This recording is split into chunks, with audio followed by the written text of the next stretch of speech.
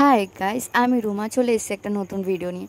সবাইকে জানাই good morning. তোমরা আগে আমার রুমের অবস্থাটা একটু দেখে নাও, কারণ এরকম অবস্থা হয়েছে কারণ আজকে আমি বাড়ি যাব।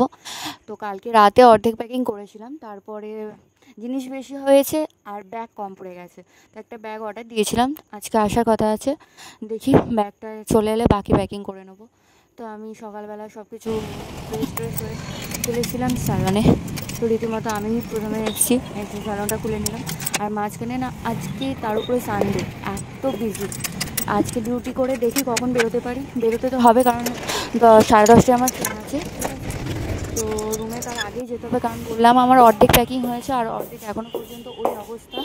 তার মধ্যে ব্যাগ কোথায়, জিনিস কোথায় ঢোকাবো সেইগুলো এখনও পর্যন্ত ঠিক নেই। মাঝখানে টিফিন বানাতে হবে, করতে হবে, অনেক কিছু করতে হবে।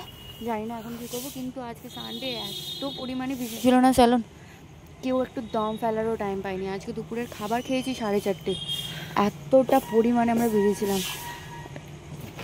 সত্যি কথা বলতে তার জন্য কোনো একটা ভিডিও ক্লিপও নিতে পারিনি।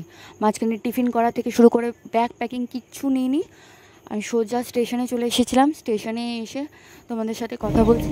আর ট্রেনে 2-3 ঘন্টার জন্য আমি মাঝখানে ঘুমিয়েছিলাম, কিন্তু তারপর টাটা থেকে এতটা পরিমাণে ভিড় হতে শুরু করলো না ট্রেন, আর ঘুমোনো হলো না। যাই হোক, একটা দিদিভাই এসে আমাকে বসিয়ে দিলেন। তারপরের থেকে আমি বসেই ছিলাম। তো ভাবলাম যে ঠিক আছে। ট্রেনটা জানো এতটা পরিমাণে আজকে আমাদের ভুগিয়েছে। 4:58 আমাদের পৌঁছানোর কথা ছিল সাঁতরাগাছিতে, কিন্তু সেখানটায় স্টেশনে আমাদের 10:30টায় আসার কথা ছিল, 11:30টায় ট্রেন ঢুকিয়েছে, 1 ঘন্টা লেট।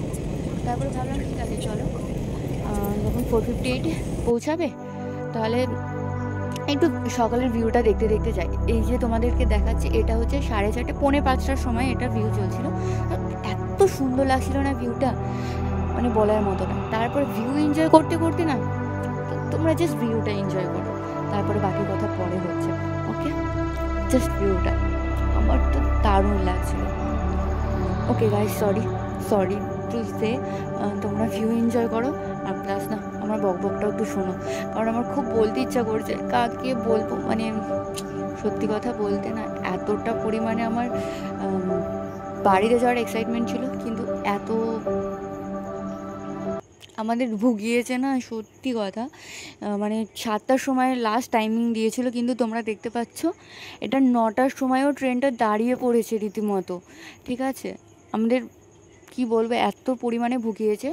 ঠিক আছে, 10:30 বাজিয়ে দিয়েছে আমাদের স্টেশনে পৌঁছাতে, যেখানে টাইম ছিল 4:58-এ। তো সবার অবস্থা খারাপ হয়ে গেছে এখানটায়। তাই জন্য আর কোনো আমি ক্লিপ নিইনি, মাঝখানে আমি আর কোনো ক্লিপ নিইনি। বাড়িতে গিয়েছিলাম সোজা। আর আজকে ছিল সোমবার সকাল, আমি সোমবার সকালের কথা বলছি, রাত আমি রবিবারে বেরিয়েছি।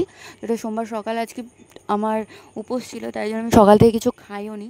ঠিক আছে, উপোস ছিলাম। তো বাড়িতে পুজো দিয়ে গিয়ে তারপরে আমি কিছু খেতে পারিনি, গিয়ে শুয়ে পড়েছিলাম সোজা। আর এই দেখো, বিকেলবেলা মা চপ মুড়ি দিয়ে গেল আর একটু চা দিয়ে গেল, তো ওটাই খাচ্ছিলাম।